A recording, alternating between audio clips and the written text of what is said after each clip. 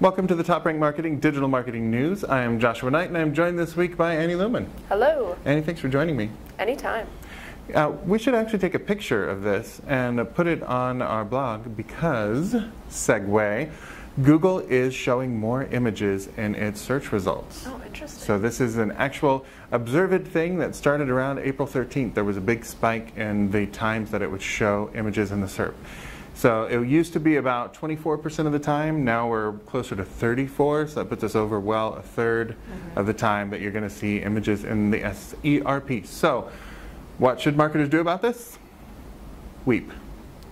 Just get a little, just let it out. Yeah, a few good cleansing tears, but then also you can optimize your images for search. So first, make sure you've got high-res images, of course, but do use one of the many tools that are out there to reduce the file size of those images so they're not gigantic. Make sure that your image has a file name. That's one opportunity to give text that Google can see. And then make sure you fill in all those other little things that you'll see in your WordPress plugin, do your alt tags, your caption, your descriptions, and then of course make sure to add them to your image sitemap so that Google knows what your pictures are and where they are. And if you do that, then hey, maybe you'll be at the top of that SERP with a beautiful visual that people will click through. Only beautiful images, please. Yes, please. Another big story this week comes from Facebook. The next time you log into Facebook Ads Manager, you might notice quite a few different features, a new look.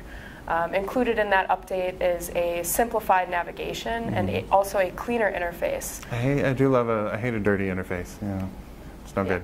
Well, they cleaned it up for you, Josh. Thank goodness. Also in the update are some new features. They added some additional copy-paste functionality as well as auto-naming for your campaigns. But also, interestingly, they added a new bidding strategy, which seemed to come from user requests. So it's good to see that they're listening. And the new bid strategy is called Cost Cap, and it's designed for getting the most volume for cost. That is opposed to the previous cap cost feature, which only told you how much hats cost. Darn. That's great if you're shopping for hats, I'm not going to lie. Speaking of Facebook and the way that Facebook is kind of bleeding into the rest of reality in kind of frightening and unsettling ways, LinkedIn, hashtag client, by the way, they have introduced a new set of reactions to posts. So, you know, Facebook, we used to only be able to heh or not so much heh, and now we can like say wow and oh my gosh and you're covered in puppies, you know, and all that. I'm waiting for the vomit one on Facebook just cause. It's just gross. Yeah, just when people post like, oh look what my boyfriend made me for breakfast, you're like, none of that.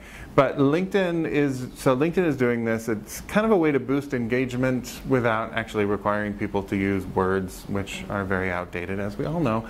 So I kind of ponder whether that really counts as an interaction, but it does tell us what LinkedIn wants for content. So they are kind of putting across their values in this set of interactions. And I find them interesting. So we have like, makes sense. Classic. We have love. I really like that they separated the two of those because Twitter just turned from like to love, and suddenly I'm loving all of my business partners, associates. So they have like and love, but also celebrate. So that makes sense for a platform that wants you to celebrate people's promotions and stuff like that. Curious. So if somebody posts something, you're like, Yeah. It is just and the icon is I want to learn more about this. I thought the most interesting one, though, was insightful. So that really shows that LinkedIn is valuing that thought leadership content, and if that's something that's going to get tagged insightful a lot, I'm willing to bet that algorithm is going to make it show up more. So interesting to look at. I still say leave comments on things like the people do, especially if that's somebody you want to do business with, but this can let you know what kind of content LinkedIn is looking for. Awesome. And we covered Facebook, we covered LinkedIn, and not one to be left out. Twitter also had a big update this week. They are piloting a hide reply feature where you can hide certain comments or replies that are put forth to your thread. And it's really designed to kind of hide the trolls, if you will, or silence them. So it's really putting the power in the original tweeter's hands to basically hide a comment and hide it from view. And it's also interesting to note that Facebook and Instagram already do this. They allow you to delete comments on your photos or your Facebook posts. So it's interesting to see Twitter test this out, and we'll definitely keep watching to see if they scrap this or roll it out platform-wide. It is something that caused some eyebrow raising since they seem so committed to being an open platform where you can't even edit the things that you've already said. But we should notice they're not deleting the comments, it's just hiding them, and people can come in and click to show the hidden. So kind of like if you're on Reddit, what a comment that is under the comment threshold for likes. So it seems like a reasonable thing to put that power in the hands of the owner. Still waiting for that edit button, though. Yeah, come on, Twitter. Jack Dorsey, just... Jack. Yep, please. Yeah. Maybe we could automate an email campaign to Jack Dorsey, and nice. We wouldn't be alone if we were doing that, because, segue, there was a recent survey of 300 marketers about the state of marketing automation. We have some real quick takeaways from that. They found that 75% are using automation tools. That's a lot. 25% are still sending letters by OWL, as J.K. Rowling intended.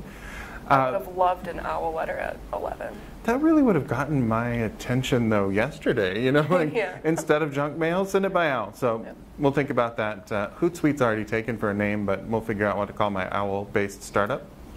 But it shouldn't surprise anyone that B2B marketers are the biggest slice of the pie when you look at the number of people who are using marketing automation. B2B marketing kind of lends itself to that. And the top uses that people are using that automation for are social media scheduling, makes perfect sense. Email marketing, naturally, want to get those drip campaigns dripping. And social media ads are the top uses. So B2B marketers are using them the most, and we're automating. Yeah, and as far as why they're using that B2B automation, it's really for identifying higher quality leads, it's for lead generation, boosting conversion rates, but also enhancing user engagement and the relevance of the communications that you're sending out to your customers. That's that personalization at scale piece of it that everyone's still trying to get at. And there are, you know, the artificial intelligence is getting to the point where we can use it to be a little bit more personal in our marketing, but then we've got to be careful about the creepy line. Now, that's going to be the title of my marketing book. Big Brother. They're like, oh, we know everything about you. Like, well, we got to play it a little bit more coy than that, I think. Well, we don't know enough about you, so what we need you to do is to subscribe to our YouTube channel so you can see all of the cool stuff that we do. You can also check out our whole blog post on the TopRank blog and see more detail on these stories and more stories that we didn't even talk about on this show. And you can find us on Twitter at TopRank and me on Twitter at NiteWrites. That's NITEWRITES. And I'm on Twitter at Anne Leuman. Pretty straightforward. All right. Well, thanks for joining me, Annie. And of course. Thanks for joining us, everybody out there. We'll see you next time. See ya.